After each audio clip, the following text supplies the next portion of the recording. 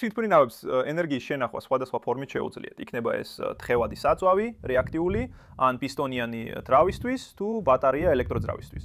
მაგრამ რა ხდება ინერციული ბორბლის ენერგიის შენახვის შემთხვევაში? ინერციული ბორბლები შეიძლება გამოყენებული იქნას დიდი რაოდენობით ენერგიის შესანახად მასის ძალიან მაღალი ბრუნვით. მაგრამ საკმარისია ეს თვითმფრინავის ფრენისთვის. მოდი ავათხოთ ინერციული ბორბალი და გავიგოთ. ეხლა შეიძლება შეამჩნიოთ, რომ სინამდვილეში წყლის ქვეშ ნახშირბადის ბოჭკოს CNC-ით ვჭრი. მაგრამ ინერციული ბორბლები ხომ მძიმეები უნდა იყოს. ხო, მაგრამ არა ყოველთვის. ხედავთ, ინერციულ ბორბალში შენახული ენერგია ძირითადად კინეტიკური ენერგია, ანუ მასის ენერგია, რომელიც მოძრაობს გარკვეული სიჩქარით. ინერციული ბორბლის ენერგიის განტოლებაა ნახევარი გამრავლებული ბრუნვით ინერციაზე და კუთხური სიჩქარის კვადრატზე. ბრუნვითი ინერცია დაკავშირებულია ინერციული ბორბლის მასასთან და იმასთან, რამდენად შორსაა ეს მასა ბრუნვის ღერძიდან. კუთხური სიჩქარე კი არის ის, თუ რამდენად სწრაფად ტრიალებს ბორბალი. ეხლა შეგვიძლია ენერგიის გაზრდა ორივე ამ ნიშნულობის გაზრდით. თუმცა, რადგან სიჩქარე კვადრატშია, ბევრად უკეთესია თუ ინერციულ ბორბალს უფრო სწრაფად დავატრიალებთ. თუ ინერციას გავაორმაგებთ, ენერგიასაც გავაორმაგებთ. მაგრამ თუ სიჩქარეს გავაორმაგებთ, ენერგიას 4-ჯერ გავზრდით. და რადგან გჭირდება, რომ წონა იყოს რაც შეიძლება მცირე, ხოლო ენერგიის შენახვა მაღალი, საჭიროა მსუბუქი ინერციული ბორბალი, რომელიც ძალიან მაღალი ბრუნვით იმუშავებს. და გვინდა რომ ამ ინერციული ბორბლის მასის, რაც შეიძლება დიდი ნაწილი იყოს ღერძიდან, რაც შეიძლება შორს, ამიტომაც ვიყენებთ მსუბუქ ნახშირბოჭკოვან ჰაბს და ალუმინის გარე რგოლს. შემდეგ რაც შემეძლო, ისე დავაბალანსე და ავაწყე სარტყლისა და შკივის სისტემით, რის შედეგადაც პროპელერისა და ინერციული ბორბლის თანაფარდობა გამოვიდა 16 ერთზე. ასე რომ ინერციული ბორბალი ძალიან სწრაფად ტრიალებს, ხოლო პროპელერის ბრუნვის სიხშირე შედარებით დაბალია. შკივებიდან ბრუნვა გადადის ამ კუთხურ გადაცემებზე, რომლებიც ატრიალებენ პროპელერს წინა მხარეს. სინამდვილეში მე შემიძლია პროპელერი თითით დავატრიალო დაახლოებით 2 ბრუნამდე წამში, რაც ინერციულ ბორბალზე დაახლოებით 2000 ბრუნია წუთში. შემდეგ მივამაგრე კუდის ბუმის საჭით და სიმაღლის მართვის ზედაპირით, რათა ფრენის დროს ვაკონტროლო და ავაწყე გაშვების რამპა, რომელსაც აქვს ძრავა ინერციული ბორბლის დასატრიალებლად. დაბალ ბრუნებზე ხმა ნორმალურია, მაგრამ როცა სიჩქარე იზრდება, ხმა ძალიან უხეში ხდება. იმ დროს ეს ცოტა დამაბნეველი იყო, რადგან ინერციული ბორბალი და შკივები უკეთესად დაბალანსებული მქონდა, ვიდრე ჩვეულებრივ აბალანსებ ჩემს დრონის პროპელერებს, რომლებიც ბევრად უფრო მაღალ ბრუნებზე ტრიალებენ. მაგრამ შევამჩნიე, რომ ეს რინგი ფართოვდებოდა და ირხევდა, რაც მგონია, რომ ხმაურის უმეტეს ნაწილს იწვევს. ასევე ვფიქრობ, რომ ამან კამრების ვიბრაციაც გამოიწვია მაღალ ბრუნებზე. ყოველ შემთხვევაში ინერციულ ბორბალში საკმაოდ ბევრი ენერგია იყო დაგროვებული, რაც საშუალებას აძლევდა მას დიდხანს ტრიალებულიყო.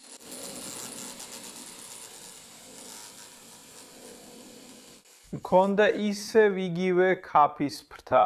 ჩემი ძველი შეკუმშული ასევე მაღალ ბრუნვებზე კამრის ვიბრაციები მაწუხებდა. ამიტომ დავბეჭდე ეს სასაცილო დიდი 40 სანტიმეტრიანი სამფრთიანი პროპელერი, რომ დაბალი ბრუნვის გამომავალი მაქსიმალურად გამომეყენებინა. მოკლედ გამოვედი მშვიდ დილას, თითქმის ქარი არ არის, მზე მალე გამოვა ღრუბლებიდან და ამ მოწყობილობას ტესტს ჩავუტარებთ. კარგი, დავითხოვთ. ნელა უნდა დავატრიალო დასაწყისში. მოდი ძრავი ჩავართოთ. საკმარისად სწრაფი არ არის.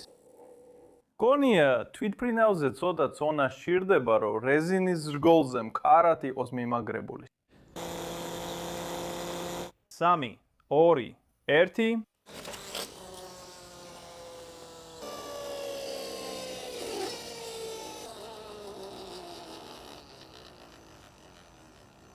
ეს კარგი არისო. აშკარად მიწას დაეცა, მაგრამ გონია, რომ ახალი გადაცემათა ბორბლებიც უნდა ამოვბეჭდო. როგორც ჩანს, იმ კონუსურ გადაცემათა ბორბალზე ყველა კბილი მოტეხა. ფიქრობ, კამრები კარგად დამოიყურება, უბრალოდ ის ერთი გადაცემათა ბორბალია, რომელიც თავიდან უნდა ამოვბეჭდო. კონუსური გადაცემათა ბორბლების თავიდან ამობეჭდვას დაახლოებით საათნახევარი დასჭირდა.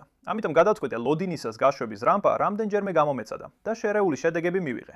მოკლედ, დაახლოებით 2 საათის შემდეგ დავბრუნდი, შევაკეთე ყველა სამდი ბეჭდილი ბორბალი და ნამდვილად აღარ მინდა მათი გატეხვის რისკზე წასვლა, რადგან მათი თავიდან ამობეჭდვას და დაყენებას ძალიან დიდი დრო სჭირდება. ამჯერად ბორბლების გატეხვის რისკის ნაცვლად საკუთარ თავს გავრისკა. ამ მოწყობილობას ხელით გავუშვებ.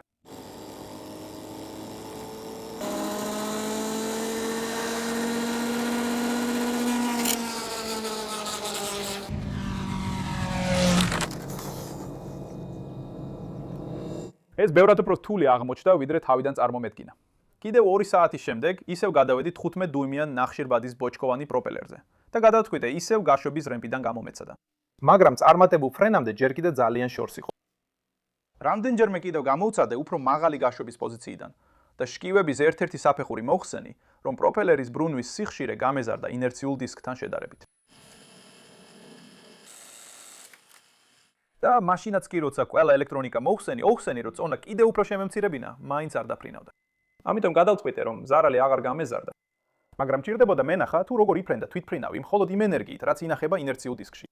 ხანდახან ყველაზე მარტივი იდეები ყველაზე კარგად მუშაობს. და მგონია, რომ ვიპოვე გამოსავალი ჩემს ბრუნვადი დისკის სიგიჟეზე. ეს სათამაშო იყენებს პროპელერისა და მისი გარერგოლის ბრუნვით ენერგიას, რომ განაგრძოს ბრუნვა მას შემდეგ, რაც ძაბზე ძალას მოვახდენ. რის შედეგადაც წარმოიქმნება ამცევი ძალა და ის ჰაერში ადის. მაგრამ რაც ყველაზე მეტად მიყვარს ამ სათამაშოებში, არის ძალიან მარტივი, მაგრამ ეფექტური გათავისუფლების მექანიზმი. აი სამგანზომილებიანი პრინტერი დაბეჭდილი ვერსია, რომელიც ავაწყე უჯაგრისო დრონის ძრავაზე დასამაგრებლად. ის ისე მუშაობს, რომ ეს დახრილი ნაწილები ერთმანეთს ებმის.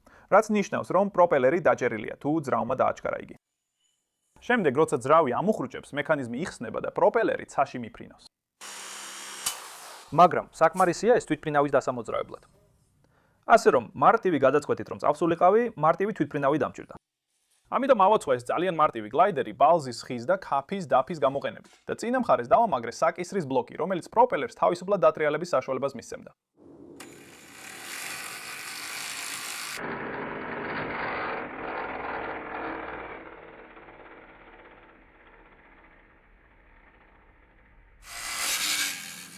ძალიან სასიამოვნოა, როცა რაღაც ესეთი მარტივი ესე კარგად მუშაობს. ასევე ძალიან მარტივია პროპელერის წონის, დიამეტრის და დახრის შეცვლა სხვადასხვა ფრენის მახასიათებლებისთვის. თუმცა ძალიან ნუ ეცდებით ფრთებზე წონის დაზოგვას, რადგან სწორედ ისინი აერთიანებენ ყველაფერს. თუ არ გსურთ რომ ფრინავდეს ჰულა-ჰუპი,